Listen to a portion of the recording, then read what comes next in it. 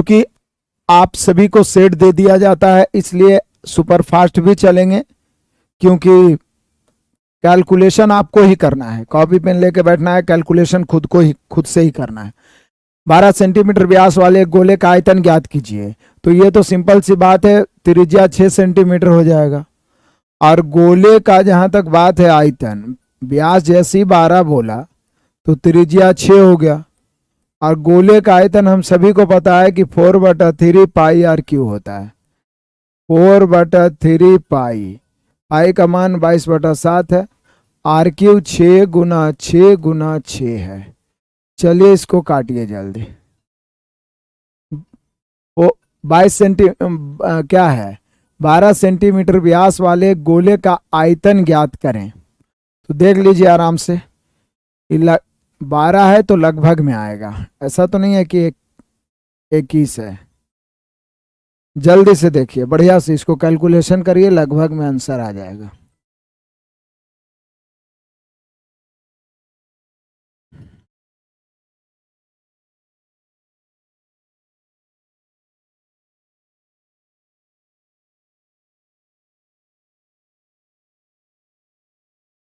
Clear हुआ?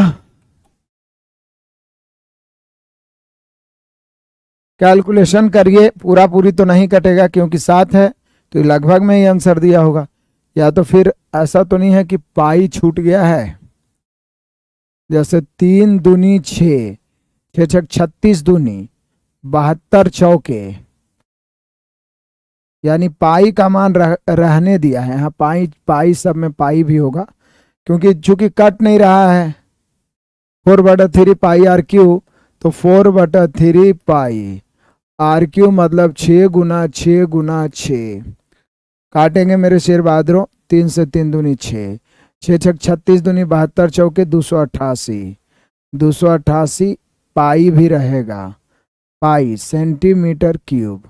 तो सब में पाई भी डाल दो, पाई छूट गया है, टाइपिंग करने में छूट गया होगा, सब में पाई भी होगा। क्लियर है? कोई दिक्कत परेशानी है तो जल्दी से बताइए। 288 पाई। आगे बढ़ते हैं मेरे शेर बहादुरों, बढ़ते हैं, बड़ा ही मजेदार है। कह रहा है यदि किसी त्रिभुज के दो कोणों का माप 60 80 तो तीसरा कोण। ये तो बड़ा ही आसान सा क्वेश्चन है। त्रिभुज के तीनों कोणों का योग 180 डिग्री होता है ना? तो तीसरा कोण पूछ रहा है, तो तीसरा कोण कितना हो सकता है? तो बोले सर तीसरा कोण हो जाएगा 180 माइनस ये 60 डिग्री और 80 डिग्री घटा दीजिए, है ना? तो 180 माइनस 60 और 80 कितना हो गया? 140, तो हो गया 40 डिग्री। बोलिए सर इसके लिए कैलकुलेशन करने की जरूरत ही नहीं है, ये तो ऐसे ही आ जाएगा। चलिए आगे बढ़ जाते हैं मेरे शेर बहादुरों। क्वेश्चन नंबर तीसरा कहता है रानी ने एक व्यवसाय शुरू करने के लिए बैंक से 2 लाख रुपए की उधार राशि ली। वह 7% वार्षिक दर से 2 वर्ष बाद कितना साधारण ब्याज अदा करेगी? साधारण ब्याज SI सीधा दर गुना समय होता है। 2 लाख रुपया उसने मूलधन लिया है, 2 लाख की तुलना कितना से? 100 से। मूलधन की तुलना 100 से। साधारण ब्याज दर गुना समय, 7% वार्षिक दर से 2 वर्ष का साधारण ब्याज 14 हो जाएगा। 2 शून्य से 2 शून्य कट गया, 14 दूनी 28,000 हो गया। कितना हो गया? 28,000। तो उसको ब्याज अदा करना पड़ेगा 28,000। तो इसका मैक्सिमम क्वेश्चन आपसे बन गया होगा। आ जाइए मेरे प्यारो, अगला क्वेश्चन इजी हार्ड सभी तरह के क्वेश्चन मिलाते हुए हम लोग आगे बढ़ेंगे। कहता है एक विद्यार्थी को टर्म वन में 80 अंक प्राप्त हुए और टर्म 2 में 75/90 अंक प्राप्त हुए। यदि दोनों टर्म के लिए दिए गए भारांक 40% और 60% है तो उनके अंतिम प्राप्तांकों का प्रतिशत ज्ञात करिए। देखिए भारांक मतलब जो दोनों के नंबर का जो बंटवारा है वो 40% और 60% है। इसको काट दीजिए, 20 दूनी 40, 20 या 60। और पहला का जो एवरेज प्राप्तांक है, पहला का जो एवरेज प्राप्तांक है वो 80 में 80 है। और दूसरा का जो एवरेज प्राप्तांक है वो कितना हो जाएगा? 75 हो जाएगा। तो यहाँ पे हम सभी क्या करते हैं, नहीं उल्टा हम लोग कर दिए, 160 ठीक तो है। 80 दूनी 160 प्लस 75 तिहाई 150 बटा, नहीं सॉरी, भारांक 40% और 60% है, ऊपर सही है। देखिए फिर से आइए, बड़ा मजेदार क्वेश्चन है, थोड़ा सा कंफ्यूजन करने वाले शब्दों का प्रयोग किया है। दो टर्म, टर्म 1 टर्म 2, यहाँ 40 तो यहाँ 60। अच्छा, टर्म 1 में विद्यार्थी 80 में 80 अंक लाए, मतलब 100%। 80 में 80 मतलब 80 बटा 80, इसको परसेंट में बदलिएगा तो 100% हो गया। कितना परसेंट? 100%। तो पहला में 100%, कोई भी पूरा में पूरा लाए मतलब 100%। इन 90 में 75 लाए, इसको परसेंट में बदलिएगा, 75 बटा 90 गुना 100। अब 15 बजे 75, 15 छक 90, कितना हो जाएगा? 3 दूनी 6, ये हो जाएगा हम सभी का 50 दूनी 100, 50 पचे 2.5, 50 पचे 250 बटा 3%। तो यहाँ पर जो परसेंटेज है वो है 250 बटा 3%। समझ रहे हैं आप? क्योंकि 90 में 75 लाया गया है, 90 में 75 लाए हैं, तो ये तो 80 में 80 लाया तो 100% हो गया, कोई दिक्कत नहीं है। ये 90 में 75 लाया, 90 नीचे 75 ऊपर परसेंट निकालना है 100 से। अब इसका सीधा औसत प्राप्तांक पूछ रहा है, औसत प्राप्तांक, वो भी निकटतम पूर्णांक में। तो औसत बराबर योगफल बटा संख्या, ऊपर काट दीजिए 2 से 3 से, यहाँ सीधा हो जाएगा 2 से गुना करेंगे तो 100 दूनी 200 प्लस, ये 3 से गुना करेंगे तो 3 3 कट जाएगा, तो यहाँ बचेगा 250 और बटा कितना हो जाएगा? बटा हो जाएगा 3 2 5 हो जाएगा ना। देखिए जब यहाँ औसत बराबर योगफल बटा संख्या, जब यहाँ गुना करेंगे ई दो को कितना से? 100 से, तो 200। आई 3 को करेंगे गुना इससे तो 3 3 कट जाएगा तो 250। और पूरे का औसत प्राप्तांक निकालना है, प्राप्तांकों का अंतिम प्रतिशत निकालना है, तो एवरेज प्रतिशत निकालना है तो 5 से, तो यहाँ पर जोड़िए तो 450 और बटा में 5, 5 9 45, यानी इसका जो आया 90% आया। कितना आया? 90%। तो बड़ा एक घुमावदार क्वेश्चन था, मजेदार क्वेश्चन था, सीखने लायक क्वेश्चन था। तो चलिए आगे बढ़ जाते हैं मेरे शेर बहादुरों, बढ़ते चलिए तूफानी अंदाज में। क्वेश्चन नंबर आइए 5। ये भी आसान क्वेश्चन है, बस थोड़ा सा बड़ा कर दिया है। करा किसी संख्या को 335 और 265 के योग से विभाजित करने पर, इसके योग से विभाजित करने पर, तो यहाँ पे जोड़ दीजिए योग, मतलब योग बोला है तो 5 5 10 के 0 बचा 1, 3 6 9 1 10 के 0 बचा 1, 3 2 5 1 600। भागफल के रूप में इतना और इतना का अंतर के 3 गुना, तो इसका अंतर करिए, 5 में से 5 गया, घटाइए, 5 में से 5 घट गया 0, और 33 में से 26 घटेगा तो 7, इसका 3 गुना, मतलब आप कह सकते हैं 210, और शेषफल के रूप में 35 प्राप्त होता है। तो वह संख्या ज्ञात करें। हम सभी संख्या ज्ञात करें। हम सभी जानते हैं जो संख्या ज्ञात करने कह रहा है, यहां पर किसका किसका चर्चा हुआ कि इसके योगफल से भाग दिया जाए, तो जिससे आप भाग देते हैं वो कहलाता है भाजक। भाजक, जो यहां पर भागफल दिया हुआ है ये भागफल है, अब ये क्या है? शेषफल है। तो बचपन से पढ़ते आ रहे हैं कि जिससे भाग देते हैं उसको कहते हैं भाजक, और जिसमें भाग देते हैं उसको कहते हैं भाज्य, या उसी को संख्या कहते हैं। तो जो संख्या हम सभी को ज्ञात करना है उसको भाज्य भी बोल सकते हैं। तो भाज्य बराबर होता है भाजक गुना भागफल, है ना, गुना भागफल प्लस शेषफल। तो कितना आसान है, बस ऊपर में थोड़ा सा ये उलझाने का प्रयास किया है।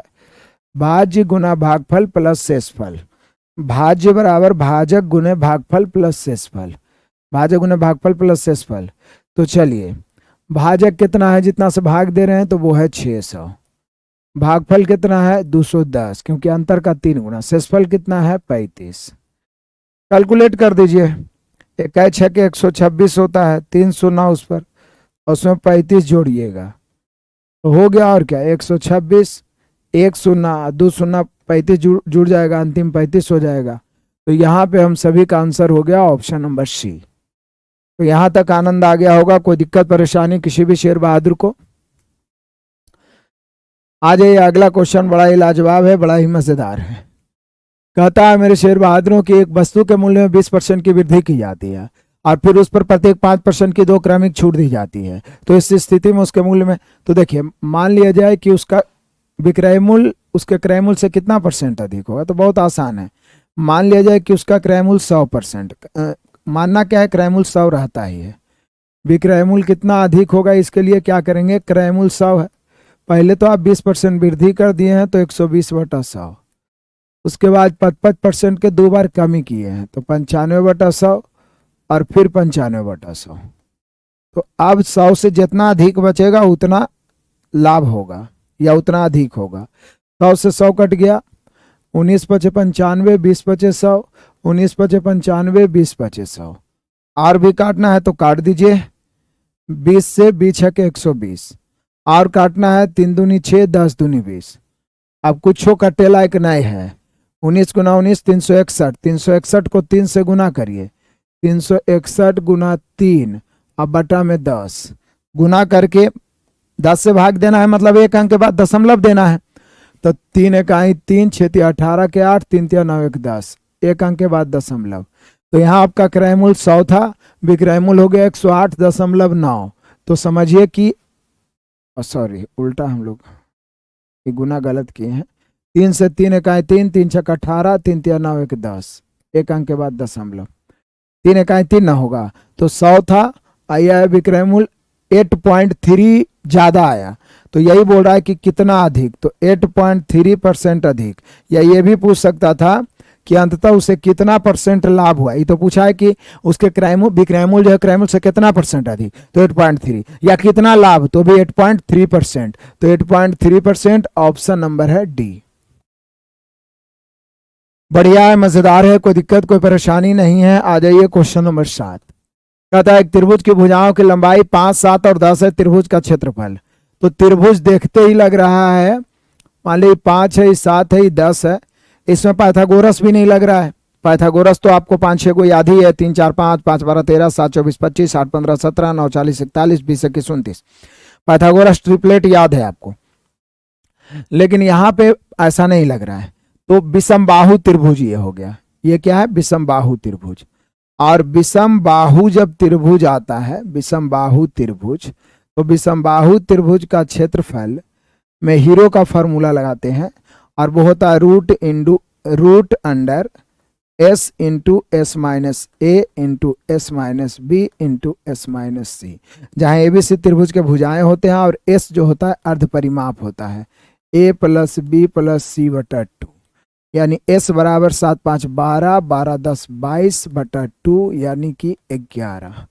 तो यहाँ पे क्षेत्रफल हो जाएगा रूट अंडर, एस का मान 11 है, फिर 11 में से 10 घट गया तो 1, 11 में से 7 घट गया तो 4, और 11 में से 5 घट गया तो 6।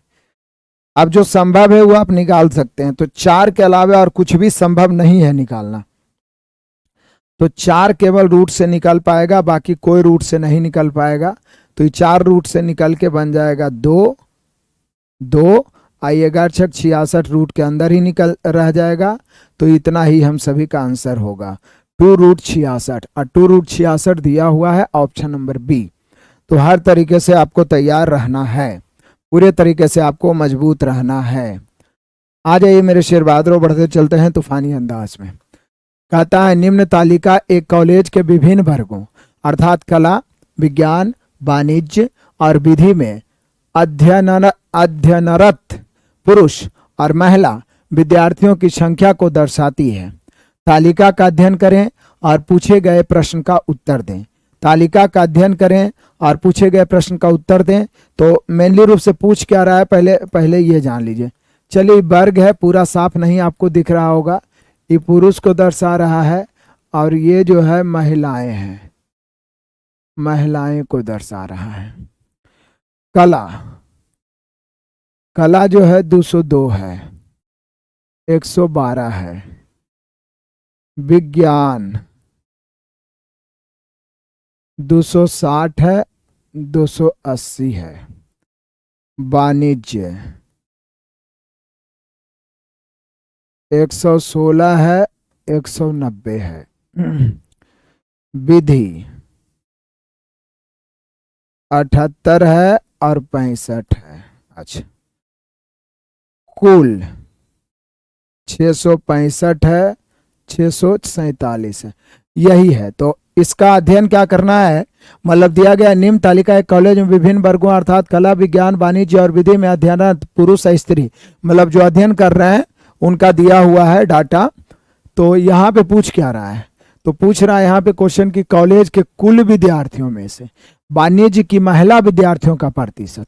तो कुल विद्यार्थी, वाणिज्य की महिला का प्रतिशत पूछ रहा है, तो कुल विद्यार्थी को नीचे रखेंगे, कुल विद्यार्थी को नीचे रखेंगे, पुरुष महिला सब, कुल विद्यार्थी को नीचे, और वाणिज्य की महिला, क्या बोल रहा है, वाणिज्य की महिला को ऊपर रखेंगे। वाणिज्य मतलब कॉमर्स, वाणिज्य की महिला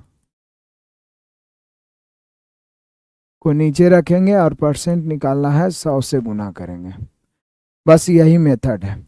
तो कुल विद्यार्थी यदि देखा जाए तो यही कुल विद्यार्थी हो गया, ये जोड़िएगा तो 6 7 13 के 3 बचा 1, 5 4 9 1 10 के 0 बचा 1, 6 6 12 1 13, तो 1303, तो 1303 कुल विद्यार्थी हुआ। वाणिज्य महिला, वाणिज्य महिला 190 है, वाणिज्य महिला 190 है, तो वाणिज्य महिला 190 सॉरी 190, परसेंट निकालना है 100 से, कटने की कोई संभावना है दूर दूर तक, 190 से तो कट नहीं रहा, 19 से कट रहा है क्या, 19 से काट के देखिए, 19 से 19 7 119 छके 114, नहीं कटेगा, तो लगभग में आंसर मारिएगा आप, ऊपर 1900 है, नीचे 1303 है, 1900 नहीं 19,000 है।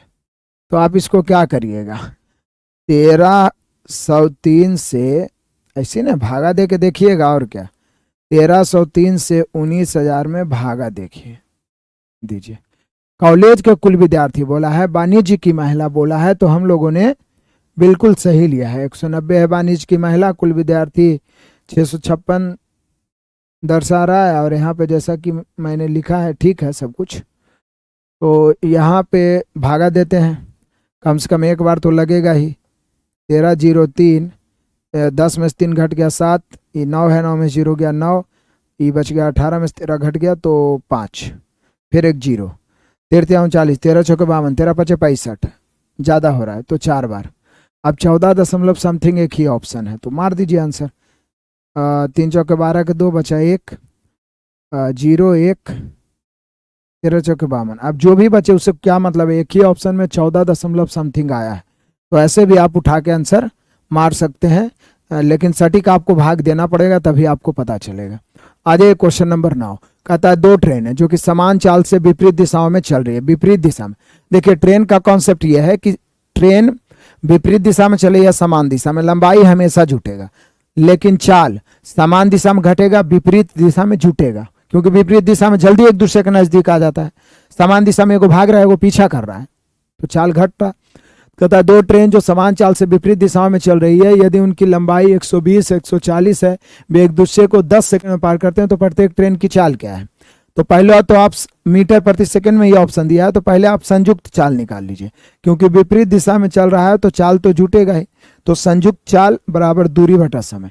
तो ट्रेन की लंबाई 140 120 मिला के 260 हो गया, ठीक है, कई सेकंड में पार करिए, 10 सेकंड में, तो हो गया 26 मीटर प्रति सेकंड। इसको किलोमीटर में बदलना भी नहीं, तो संयुक्त तो चाल 26 मीटर प्रति सेकंड, मतलब दोनों ट्रेन का चाल 26 मीटर प्रति सेकंड है, और यहाँ समान चाल बोला गया है, इसलिए प्रत्येक ट्रेन की चाल, प्रत्येक ट्रेन की चाल, मतलब दोनों तो सेम ही है, तो प्रत्येक ट्रेन की चाल 13 हो जाएगा, मतलब 26 का आधा हो जाएगा, यानी 13 मीटर प्रति सेकंड। वो तो जैसे ही 26 आया वैसे ही मार देंगे आंसर, 13 मीटर प्रति सेकंड, इतना समय भी हम लोग नहीं लगाएंगे।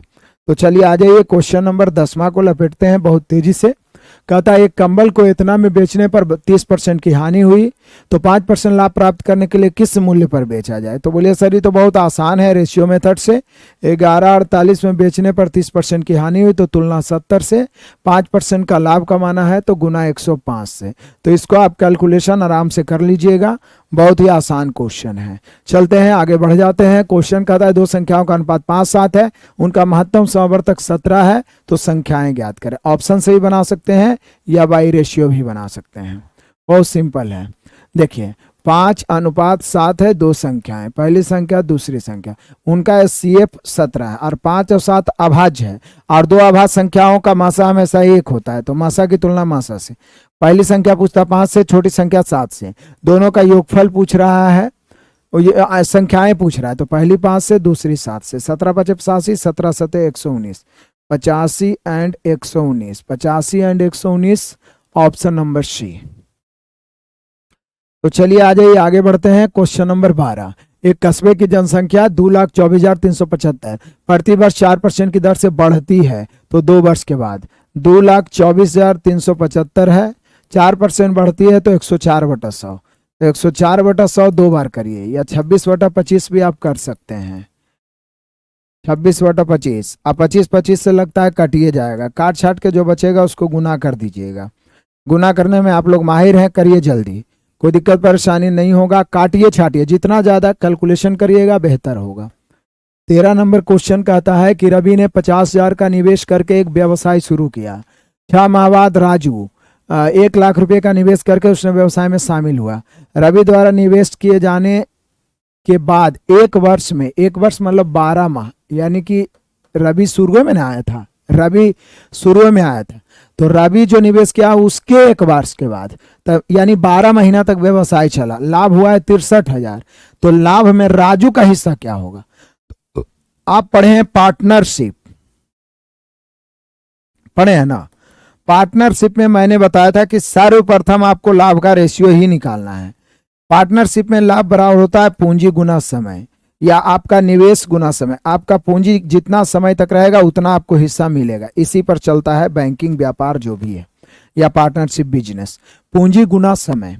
तो यहाँ पे रवि है और फिर बाद में राजू आया है, लेकिन राजू 6 महीना बाद आया था।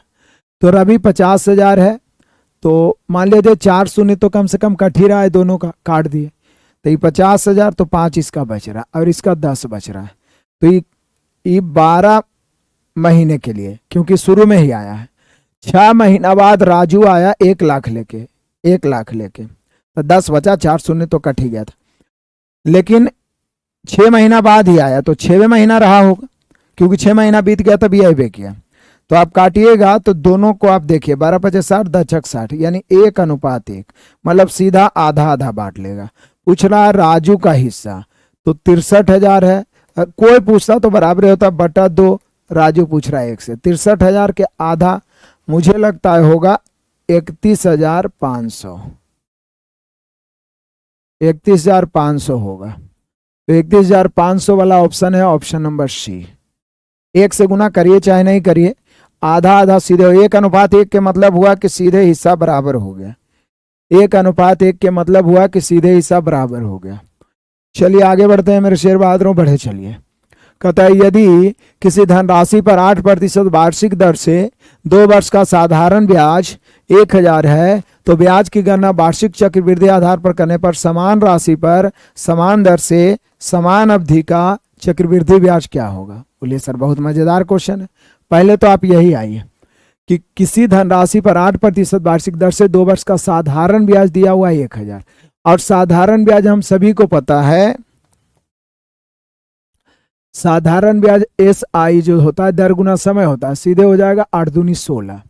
तो ब्याज की गणना वार्षिक चक्रवृद्धि आधार पर करने पर समान राशि समान दर से समान अवधि के लिए चक्रवृद्धि ब्याज, तो यहाँ 2 वर्ष आपके लिए है और 8% है, तो CI होगा 16.64।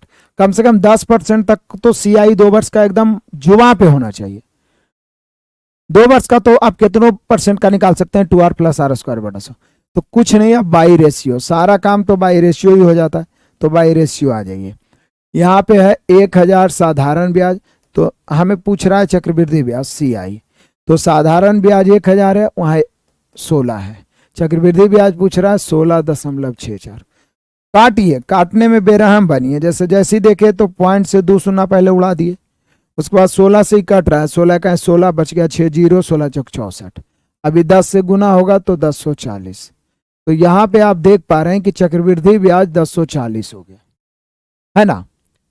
तो लगातार क्लियर होते जा रहा है, कोई दिक्कत परेशानी नहीं है। इसको बनाइएगा कैसे, इसका मैंने पीछे भी बताया था कि जब रूट में ये आए ना तो इसका कंजुगेट करिए। इसको बोलते हैं प्रमेयकरण। प्रमेयकरण करना, प्रमेयकरण कंजुगेशन मतलब ये होता है कि नीचे वाला के चिन्ह को बदल के ऊपर नीचे गुना करिए तो वो स्वयं रूट से बाहर आएंगे। यहां पे देखिए, छोड़िए ऊपर ही कर देता हूं। रूट अंडर 1 प्लस साइन ए है पहले से, और नीचे 1 माइनस साइन ए है, तो नीचे वाला का चिन्ह बदलेगा और ऊपर गुना होगा 1 प्लस साइन ए और बटा भी 1 प्लस साइन ए, क्योंकि ये दोनों कट के उतने आ जाएगा। मैथ में आप चेंजिंग कुछ नहीं कर सकते हैं, उतने आना चाहिए पुनः। तो ये इसको इधर नीचे खींचते हैं, ये हो गया 1 प्लस साइन ए के होल स्क्वायर और बटा ये हो जाएगा a minus B into A plus B square minus B square, तो 1 माइनस साइन स्क्वायर ए, तो ये हो जाएगा कॉस स्क्वायर ए। 1 माइनस साइन स्क्वायर ए जो होता है वो कॉस स्क्वायर ए बन जाता है। तो अब रूट से देखिए, स्क्वायर है तो रूट खत्म हो जाएगा, तो ऊपर बचेगा 1 प्लस साइन ए, नीचे बचेगा कॉस ए, क्योंकि स्क्वायर है रूट खत्म हो रहा है। अब ऐसे भी आंसर दे सकता है, लेकिन कोई भी ऑप्शन ऐसे नहीं है। तो ये कॉस एक के बटम जाएगा और इसके दोनों के बटम जाएगा, तो जब एक के बटा में कॉस जाएगा तो 1 बाई कॉस सेक होता है, तो सेक है। प्लस है तो प्लस, माइनस है तो माइनस। साइन बटा कॉस टैन होता है, तो sec plus tan, sec plus tan. तो यहाँ सेक प्लस टैन कोई ऑप्शन है, सेक प्लस टैन कोई ऑप्शन है, तो सेक प्लस टैन है option number C. Sec plus tan है मेरे शेर बहादुर, option number C. Sec plus tan है ऑप्शन नंबर सी। चलिए आ जाइए क्वेश्चन नंबर 16 आ जाइए। कहता है 5 अंकों की बड़ी से बड़ी संख्या ज्ञात कीजिए जो 18, 15, 21 से विभाज्य है। तो कुछ नहीं करना है, 18, 15 और 21 से विभाज्य, इसका एलसीएम निकाल के 5 अंकों की सबसे बड़ी संख्या यानी 5 को 9 में भाग दे दीजिए, या जो शेषफल बचे घटा दीजिए। एक ये तरीका हुआ, एक तरीका दूसरा हुआ 9 दूनी 18, 5 तिया 15 और 7 तिया 21। ऑप्शन से चेक कर लीजिए कि कौन संख्या 9 से कट रहा है और जिसके अंतिम में 0 भी रहना चाहिए। कहा है कि 5 और 2 का मतलब क्या है, जिसमें फैक्टर के रूप में 5 भी आ रहा है 2 भी आ रहा है, तो अंतिम में 0 रहना चाहिए। तो अंतिम में 0 रहना चाहिए, तो ये दोनों ऑप्शन तो नहीं होगा। 5 दूनी 10 होता है ना भाई, तो 10 से कटने वाला आना चाहिए, तो ये दोनों तो नहीं होगा। ये दोनों हो सकता है। अब 9 से चेक करिए, 9 से होता है अंकों का योग 9 से कटे, तो 9 से चेक करिए। तो 9 9 18, 5 4 9 27, 9 9 18 5 दोनों 9 से कट रहा है। तो अब एक बचा 7, यही हुकुम का इक्का है, जो 7 से कटेगा ये दोनों में वही आंसर होगा। 7 से काटिए, 7 7 इकाई 7 बच गया 2, तो 29 होगा ना। 7 इकाई 7 9 में 2 बच गया 29, 7 21 बच गया 8, सॉरी 7 चौके 28 बच गया 1, 7 दूनी 14, फिर 5 बच जाएगा, तो 5 बच जाएगा तो ये 7 से नहीं कटेगा। ई काटिए, 7 1 7 2 बच गया 29, 7 चौका 28 1 बच गया 15, 7 दूनी 14 1 बच गया, तो फिर 14 7 दूनी 14, अंतिम में तो 0 है, तो यही कट रहा है। तो यही एक ऑप्शन आंसर हो जाएगा। और इतना समय आपको वैसे भी लग जाएगा। इसका एलसीएम निकालिए, 5 को 9 लिखिए, उसमें भाग दीजिए, फिर शेषफल को घटाइए, और जो 9 से कटेगा वो तो 3 से कट ही जाएगा। तो इतना दिमाग लगाना है। एबीसी किसी काम को 20 30 60 दिन में कर सकते हैं। प्रत्येक तीसरे दिन बी और सी ए की सहायता करे। तो ये वाला तो बड़ा फेमस, वर्ल्ड फेमस हो गया ये क्वेश्चन। ये फेमस है भाई, फेमस है ये क्वेश्चन। इतना बार बताए हैं कि आप सभी को भी आंसर याद हो गया होगा कि 15 दिन आंसर होगा। देखिए कैसे, देखिए पहले तो क्षमता निकालेंगे टाइम वर्क का, कैसा भी क्वेश्चन हो, लेकिन ध्यान देना है, ऐसे ही नहीं बना के मारना है आंसर, कभी कभी धोखा भी हो सकता है। 60 दिन तो समय को उल्टा क्षमता हो जाएगा 1/20, 1/30, 1/60, हरो कैल्शियम 60, 20×60, 30×2 60, 60 इकाई 60, किसी एक को लेकर चलेंगे 60। तो यहाँ बारी बारी वाला बात है, तो अब सोचते हैं, मतलब पूरा काम 60 करना है। कहता है प्रत्येक तीसरे दिन बी और सी ए की सहायता करें, मतलब ए लगातार करेगा, तो पहला दिन ए करेगा तो 3 काम हुआ, दूसरा दिन भी पुनः ए ही करेगा तो फिर 3 काम होगा। लेकिन जैसे तीसरा दिन आया तो ए बी सी तीनों करेगा, ए तो कर ही रहा है, बी और सी भी उसकी मदद के लिए आ गया, तो 3 2 5 1 6 काम हुआ, तो 12 हो गया। फिर वैसी 2 दिन पहले ये करेगा, यानी 12 काम प्रत्येक 3 दिन में हो रहा है, 12 काम प्रत्येक 3 दिन में हो रहा है, क्योंकि तीसरा दिन मदद हो रहा है। 12 को कितना से गुना करें कि 60 या उससे कम आए, तो 60 पूरा पूरी आ जाएगा तो कोई दिक्कत नहीं है, 5 से लेफ्ट 5 से राइट। तो यहाँ पे मेरे प्यारों हो गया कितना, 60 काम करने में 5 या 15 दिन, 60 काम करने में 15 दिन। तो यहाँ पे 15 दिन हम सभी का आंसर हो जाएगा ऑप्शन नंबर सी, 15 दिन हम सभी का आंसर हो जाएगा ऑप्शन नंबर सी। तो आ जाइए क्वेश्चन नंबर 18, बड़ा लाजवाब है। 1500 कहता है व्यक्ति शनिवार को प्रदर्शनी देखने गए, जबकि 1680 लोग रविवार को प्रदर्शनी देखने गए। कहता है 1500 व्यक्ति शनिवार को, 1680 रविवार को, तो प्रदर्शनी में जाने वाले लोगों में प्रतिशत वृद्धि कितनी हुई। तो सिंपल सी बात है, 1500 से 1680 हो गया, तो वृद्धि कितना हुआ, वृद्धि प्रतिशत। बोले सर 180 की वृद्धि हुआ, 1500 नीचे रखेंगे क्योंकि बढ़ा है 1500 से, परसेंट निकालना है 100 से। काट के बताइए कि इसका आंसर क्या होगा। कैलकुलेशन आपको तो करना ही चाहिए। आ जाइए 19 नंबर क्वेश्चन, ही निकटतम वाला एक क्वेश्चन जरूर पूछता है, निकटतम लगभग। मैंने बताया था निकटतम लगभग में 0.5 से ऊपर रहेगा, जैसे 0.5 बन भी हो गया तो उसके ऊपर वाला अगला पूर्णांक लेना है, 0.5 से नीचे रहेगा तो पिछला पूर्णांक लेना है, और 0.5 रहेगा ही नहीं, जब भी रहेगा तो ऊपर या नीचे। तो ये देखिए 2 है, 27 है, 0.50 से नीचे है तो ये 68 लेंगे, माइनस 140.1 है तो 140 ही लेंगे, प्लस यहाँ पे 10 लेंगे, गुना यहाँ पे कितना लेंगे, 7.7 है तो 8 लेंगे। तो यहाँ पे हम सभी का हो जाएगा, ई तो 8 10 80 हो गया, तो ई दोनों प्लस में है तो जुटेगा, 8 है 0 8, 8 से 14 148 और माइनस 140, ये वाला माइनस में है तो घट के बच गया 8। अब 8 आप सभी का आंसर है ऑप्शन नंबर बी। क्लियर है। डीआई वाला 200 क्वेश्चन पीडीएफ कब मिलेगा, जल्दी देंगे, चिंता मत करिए। एक टाइप में कुछ क्वेश्चन घट रहा है टेबुलेशन में, उसको पूरा करते हैं तो फिर करवाते हैं तो फिर देते हैं। आ जाइए क्वेश्चन नंबर 20, बताओ समांतर चतुर्भुज का क्षेत्रफल ज्ञात कीजिए कीजिए जिसका आधार 15 सेंटीमीटर और संगत ऊंचाई 6 हो। तो बोले सर इसमें कोई दिक्कत परेशानी है नहीं, समांतर चतुर्भुज आयत का ही टेढ़ा भाग होता है, आधार ये हो गया कितना 15 सेंटीमीटर, और ऊंचाई यहां से जो लंब रहता है, ऊंचाई यहां से जो लंब रहता है,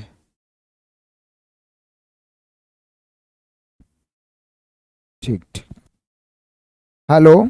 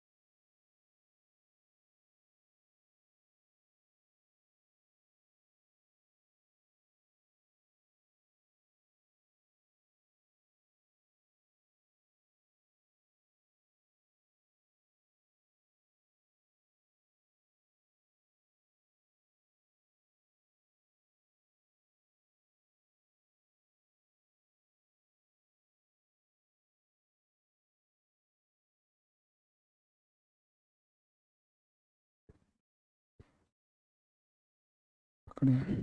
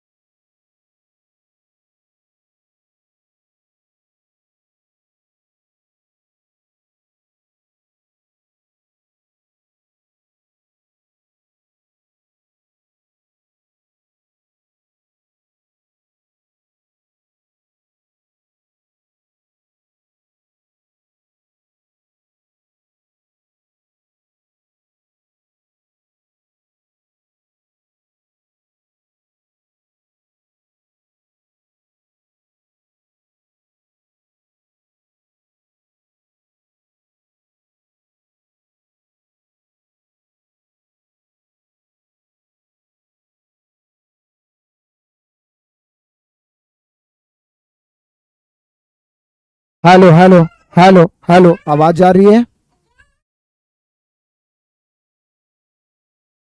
नहीं नहीं नहीं।